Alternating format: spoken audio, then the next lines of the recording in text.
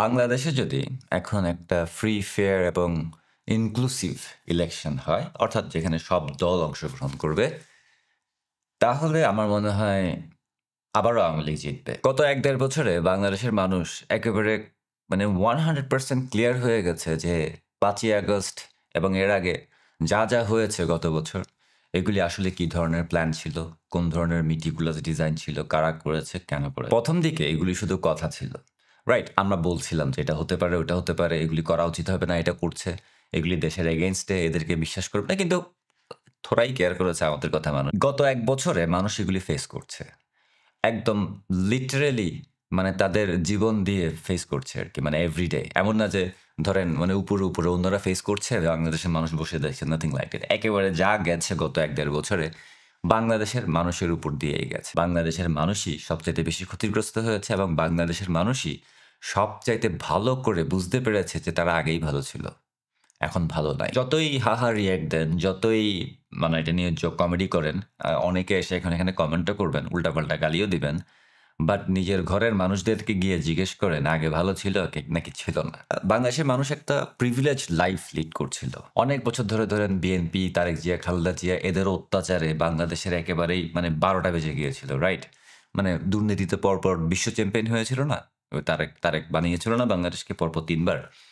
তো এইগুলি পার করে এসে একটা সময় 1-11 হলো, এরপর আরো টর্চার, আরো অনেক আন্দোলন। তারপরে গিয়ে বাংলাদেশ একটা লম্বা সময় একটা স্টেবল সিচুয়েশন এর মধ্যে দিয়ে যাচ্ছিল। ডেভেলপমেন্ট হচ্ছিল। নিজের বাসার সামনে রাস্তাটা ঠিক হচ্ছিল।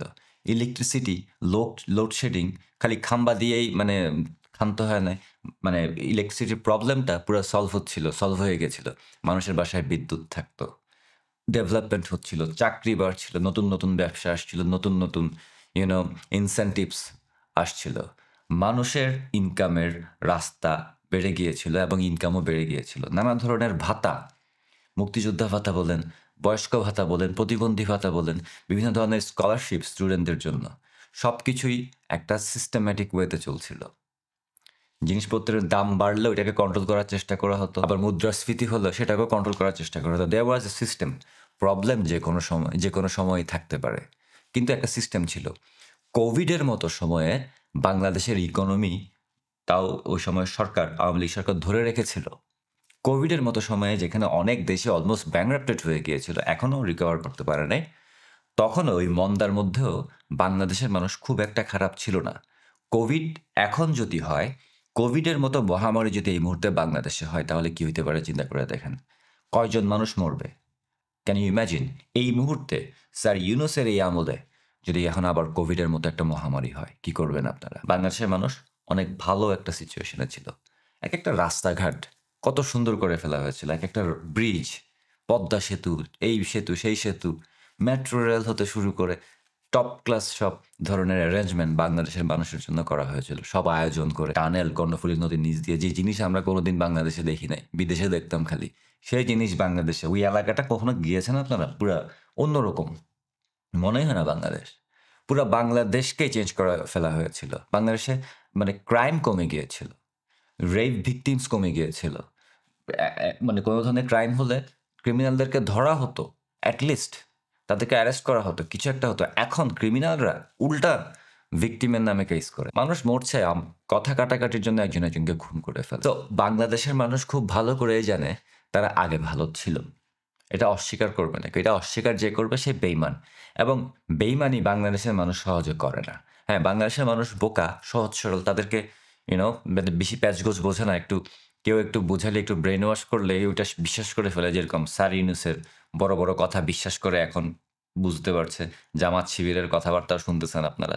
বিএনপির কথাবার্তা আগেও শুনেছেন। সো বাংলাদেশের মানুষ একটু সহজ সরল কিন্তু বেইমান না।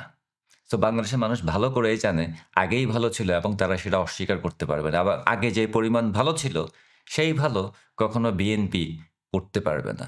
এটা বিএনপি কখনো আনবে না। অলরেডি ক্ষমতায় আসার আগে বিএনপি কি শুরু করেছে? ক্ষমতায় এখনো আসে নাই। এদের চাঁদাবাজির ঠেলায় অস্থির হয়ে গেছে। গার্মেন্টস ইন্ডাস্ট্রি পর্যন্ত বন্ধ হয়ে যাচ্ছে এদের চাঁদাবাজির ঠেলায়। মানে মানুষ নিঃশ্বাস নিতে পারছে না এদের চাঁদাবাজির ঠেলায়। আর জামাত শিবিরের কথা তো নাই বললাম। স্যার ইউনূস কি করলেন গত ১-১.৫ বছরে? শুধু নিজের পকেটটাই ভারী করলেন। আর কিছু করতে পেরেছেন? কোনো দিক দিয়ে কোনো উন্নয়ন করতে পেরেছেন?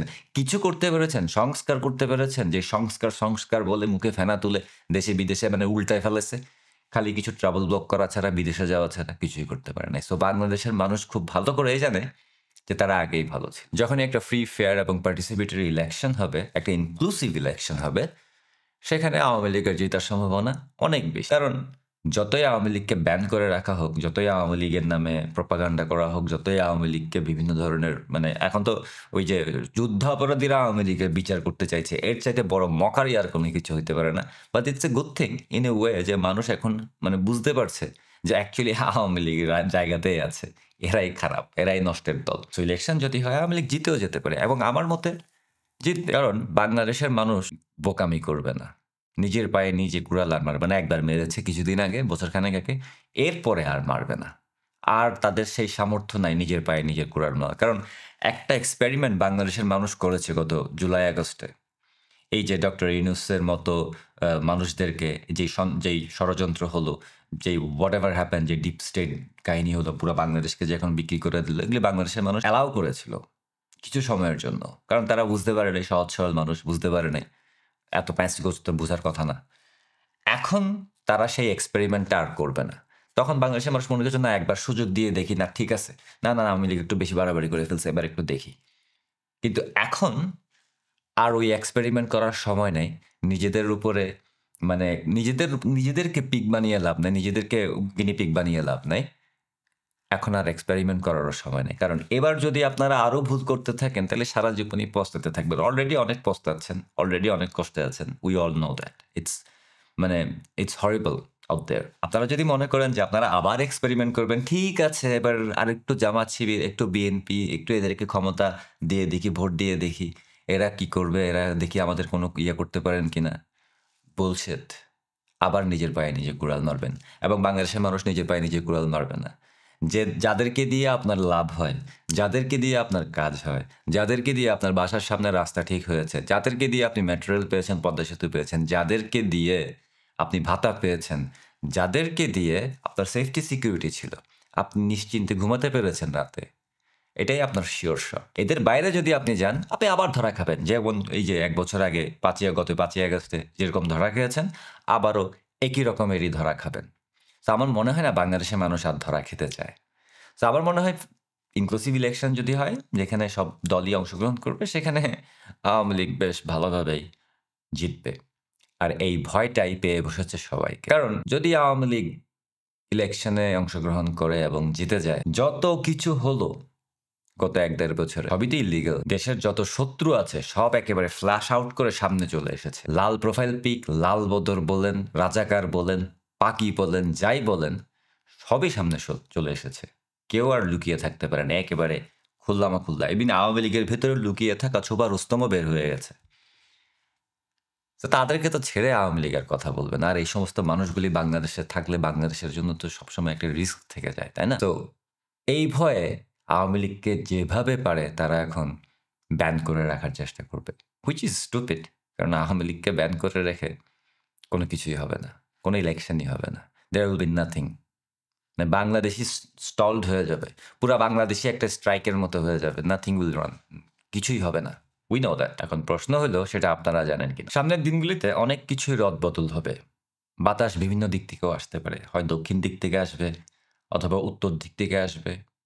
জোরে সোরে ঝড়ও হতে পারে, ঘূর্ণিঝড়ও হতে পারে, টাইফুনও হতে পারে, আবার ভূমিকম্প হতে পারে।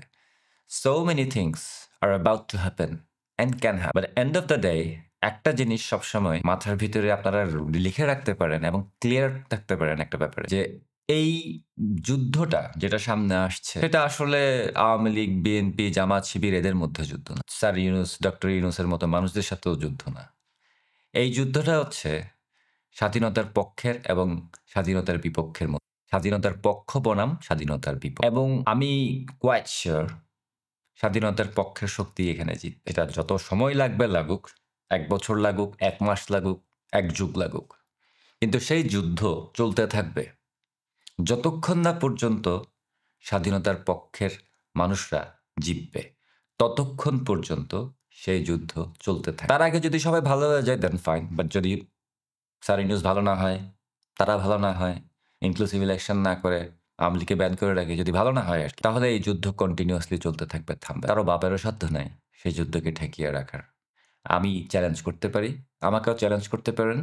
বাট আবার এই ভিডিওতে এসে কমেন্ট করেন যদি আমার কথা ঠিক না হয়। এই ভিডিও সবসময় অনলাইনে থাকবে। আশা করি বুঝতে পেরেছেন।